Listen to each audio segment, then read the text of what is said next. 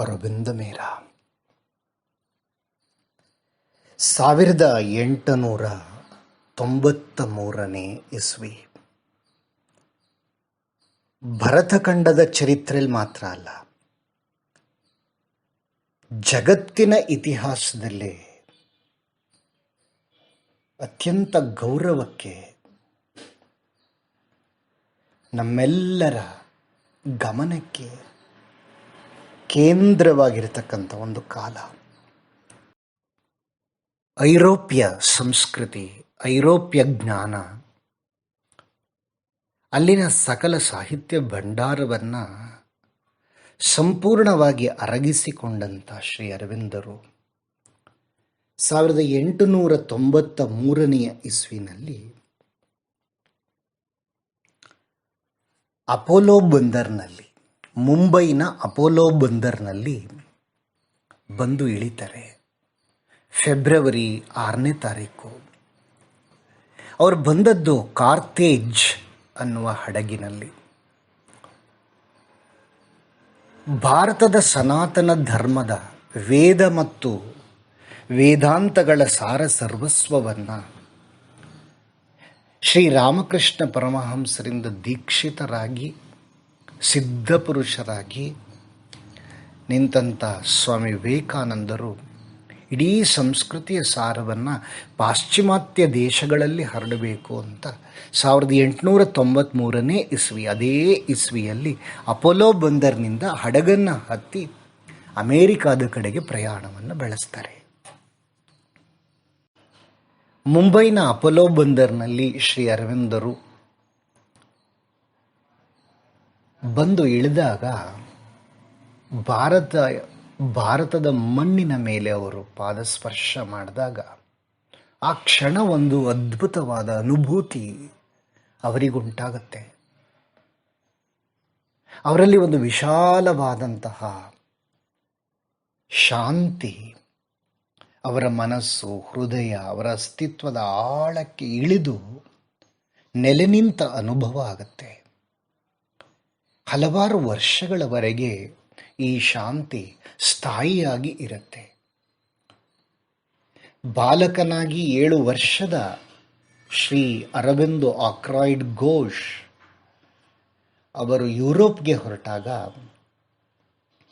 ಒಂದು ಕತ್ತಲೆ ಅವರನ್ನು ಆವರಿಸಿದಂತಹ ಅನುಭವ ಆಗಿರುತ್ತೆ. ಅದು ಅವ್ರನ್ನ ಬಿಟ್ಟು ಹೋಗಿರಲ್ಲ. ಆದರೆ ಭಾರತಕ್ಕೆ ಮರಳಿ ಬಂದ ಮೇಲೆ ಆ ಜಾಗವನ್ನು, ಅವರ ಒಳಕ್ಕೆ ಇಳಿದ ಈ ಶಾಂತಿ ಆವರಿಸಿ ಆಕ್ರಮಿಸಿಕೊಳ್ಳುವುದನ್ನು ನಾವು ಕಾಣ್ತೀವಿ.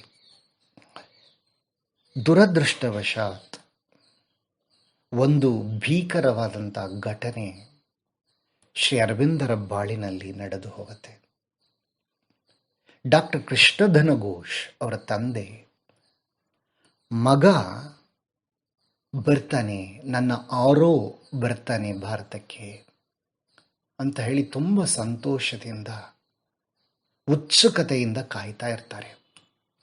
ಅದು ಹೇಗೋ ಏನೋ ಒಂದು ತಪ್ಪು ಮಾಹಿತಿ, ಸುಳ್ಳು ಸುದ್ದಿ ಅವರಿಗೆ ತಲುಪಿಬಿಡತ್ತೆ. ರೊಮಾನಿಯಾ ಅಂತಕ್ಕಂಥ ಒಂದು ಹಡಗು ಇಂಗ್ಲೆಂಡನ್ನು ಬಿಟ್ಟು ಮಾರ್ಗ ಮಧ್ಯದಲ್ಲಿ ಅಪಘಾತಕ್ಕೀಡಾಗತ್ತೆ. ಹಡಗು ಮುಳುಗೋಗತ್ತೆ. ಹಡಗಿನಲ್ಲಿ ಇದ್ದವರು ಕೂಡ ಯಾರೂ ಉಳಿಯೋದಿಲ್ಲ. ಅದರಲ್ಲಿ ಶ್ರೀ ಅರವಿಂದರು ಇದ್ದರು.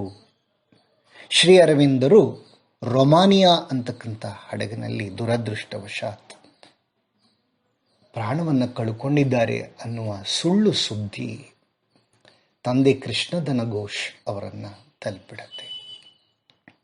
ಈ ಸುದ್ದಿಯ ಆಘಾತವನ್ನು ತಡಿಲಾರದೆ ಡಾಕ್ಟರ್ ಕೃಷ್ಣಧನ ಘೋಷ್ ಮರಣವನ್ನು ಹೊಂದುತ್ತಾರೆ. ಇದೇ ವಿಧಿಯಲ್ಲಿ 7 ವರ್ಷಕ್ಕೆ ತಂದೆ ತಾಯಿಗಳಿಂದ ದೂರವಾದ ಶ್ರೀ ಅರವಿಂದರು 14 ವರ್ಷ ವಿದೇಶಗಳಲ್ಲಿ ವಿದ್ಯಾಭ್ಯಾಸ ಮಾಡಿದಂಥ ಶ್ರೀ ಅರವಿಂದರು ತಂದೆ ತಾಯಿಗಳ ಬಳಿಗೆ ಮರಳಿ ಬಂದಾಗ, ಮಾತೃಭೂಮಿಗೆ ಬಂದಾಗ ತಂದೆಯನ್ನು ಅವರು ಕಾಣೋದಕ್ಕಾಗೋದಿಲ್ಲ. ಅವರು ಬರುವ ಹಡಗು ಕಾರ್ತೇಜ್, ಅದಕ್ಕಿಂತ ಮುಂಚಿನ ಹಡಗು ರೊಮಾನಿಯ ಸುದ್ದಿಯನ್ನು ಕೇಳಿ ಕೃಷ್ಣದನ ಘೋಷ್ ಅಸುನೀಗ್ತಾರೆ. ತನ್ನನ್ನು ಪ್ರೀತಿಸ್ತಾ ಇದ್ದಂಥ ತಂದೆಯನ್ನು ಮರಳಿ ಶ್ರೀ ಅರವಿಂದರು ನೋಡಲೇ ಇಲ್ಲ. ಆಗ ಅವರಿಗೆ 21 ವರ್ಷ ವಯಸ್ಸು. ತಾಯಿ ಇದ್ದರು. ಇನ್ನೊಂದು ಸಂಗತಿ ಅಂದರೆ ಅವರಿಗೆ ತಮ್ಮ ಮತ್ತು ತಂಗಿ ಕೂಡ ಇದ್ದರು. ತಮ್ಮ ಬಾರೀಂದ್ರ ಘೋಷ್, ತಂಗಿ ಸರೋಜಿನಿ. ತಮ್ಮ ತಂಗಿ ಇಬ್ಬರು ತಾಯಿಯ ಜೊತೆಯಲ್ಲಿದ್ದರು. ಆದರೆ ದುರಂತ ಅಂದರೆ ಸ್ವರ್ಣಲತಾ ದೇವಿ ಅವರಿಗೆ ಮಾನಸಿಕ ಅಸ್ವಸ್ಥತೆ ಇತ್ತು. ಶ್ರೀ ಅರವಿಂದರು ತಾಯಿಯನ್ನು ನೋಡೋದಕ್ಕೆ ಅಂತ ದೇವ್ಘರ್ ಅನ್ನೋ ಸ್ಥಳಕ್ಕೆ ಹೋದರೂ ಕೂಡ ಅವ್ರ ತಾತನ ಮನೆಗೆ ತಾಯಿ ಮಗನನ್ನು ಗುರ್ತಿಡಿಲಾರದ ಸ್ಥಿತಿಯಲ್ಲಿ ಇದ್ದರು. ನನ್ನ ಅರವಿಂದನಿಗೆ ಬೆರಳಿನಲ್ಲಿ ಚಾಕುವಿನಿಂದಾದ ಗಾಯ ಇದೆ ಅಂತ ಅವರು ಬಾಲಕನಾಗಿದ್ದಾಗ ಒಂದು ಗಾಯ ಆಗಿದ್ದನ್ನು ನೆನಪು ಮಾಡಿಕೊಂಡು ಬಾಲಕನ ರೂಪವನ್ನೇ ಮನಸ್ಸಿನಲ್ಲಿ ಇಟ್ಕೊಂಡಿದ್ದಾರೆ. ಬೆಳೆದ ಶ್ರೀ ಅರವಿಂದವ್ರನ್ನ ನನ್ನ ಮಗ ಅಂತ ಗುರುತಿಸೋದಕ್ಕೆ ಅವ್ರಿಗೆ ತುಂಬ ಸಮಯ ಹಿಡಿತು. ತಮ್ಮ ತಾಯಿಯನ್ನು ಅಪಾರವಾಗಿ ಪ್ರೀತಿಸ್ತಿದ್ದಂಥ ಶ್ರೀ ಅರವಿಂದರು ಈ ಒಂದು ದುರ್ಘಟನೆಗಳಿಂದ ತುಂಬ ನೊಂದುಕೊಳ್ತಾರೆ. ಅವರ ವೃತ್ತಿ ಜೀವನ ಬರೋಡಾದ ಗಾಯಕವಾಡರ ಸಂಸ್ಥಾನದಲ್ಲಿ ಆರಂಭ ಆಗುತ್ತೆ. ಆ ಸಂದರ್ಭದಲ್ಲಿ ಅವರು ನಾನಾ ರೀತಿಯ ಜವಾಬ್ದಾರಿಗಳನ್ನು ಬರೋಡಾದಲ್ಲಿ ನಿರ್ವಹಿಸ್ತಾರೆ.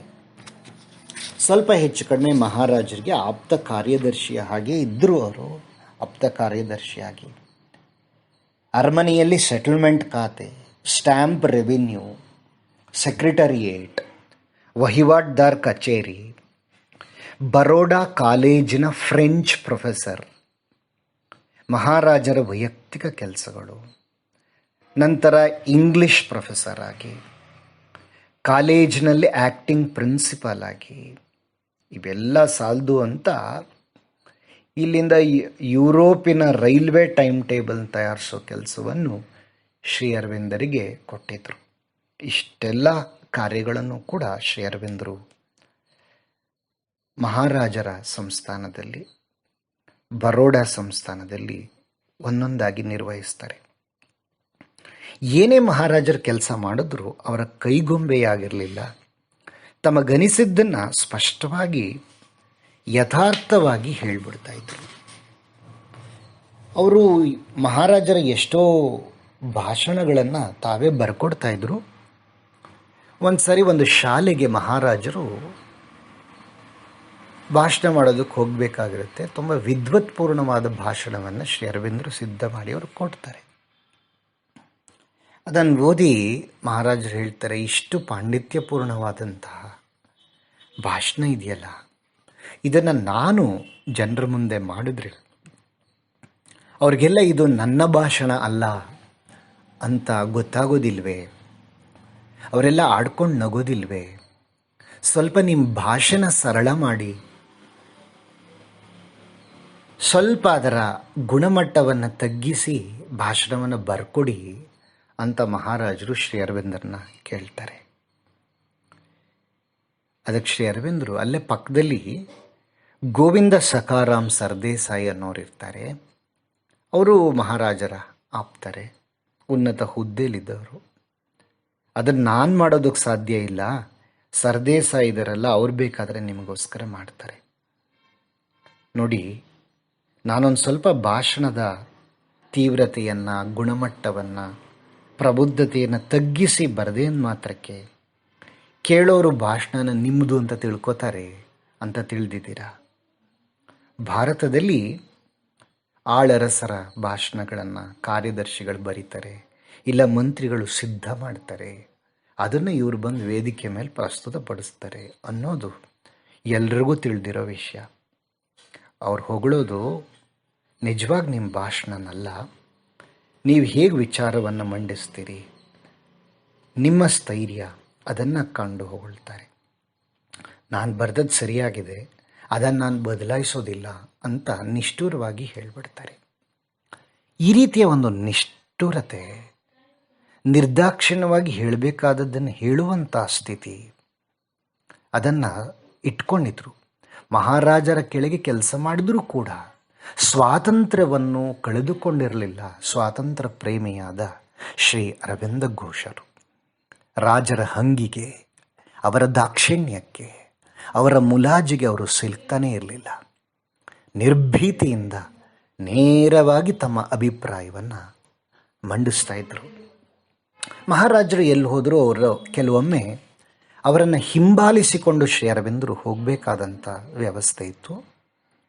ಒಂದು ಸಾರಿ ಮಾರ್ಗದಲ್ಲಿ ಹೋಗುವಾಗ ಒಬ್ಬ ಬಡ ಹೆಂಗಸು ಸಗಣಿ ತುಂಬಿದಂತಹ ಒಂದು ಬುಟ್ಟಿ, ಅದನ್ನು ಅವಳು ಎತ್ತಿ ತಲೆ ಮೇಲೆ ಇಟ್ಕೊಳ್ಳೋಕ್ಕಾಗ್ತಾ ಇರಲಿಲ್ಲ. ಮೊದಲು ಮಹಾರಾಜರು ಅದನ್ನು ನೋಡ್ತಾರೆ. ಸ್ವಲ್ಪ ದೂರದಲ್ಲಿ ಶ್ರೀ ಅರವಿಂದರು ಬರ್ತಾ ಇರ್ತಾರೆ. ಆ ಬಡ ಹೆಂಗಸು ಮಹಾರಾಜರನ್ನು ಕೇಳ್ತಾಳೆ, ಅಣ್ಣ, ಇದನ್ನು ನನ್ನ ತಲೆ ಮೇಲೆ ಇಟ್ಕೊಳ್ಳೋಕ್ಕಾಗ್ತಾ ಇಲ್ಲ, ದಯವಿಟ್ಟು ಸ್ವಲ್ಪ ಎತ್ತಿ ಸಹಾಯ ಮಾಡಿ ಅಂತ. ಮಹಾರಾಜರು ತಮ್ಮ ಕುದುರೆ ಗಾಡಿ ಸಾರೋಟಿನಿಂದ ಇಳಿದು,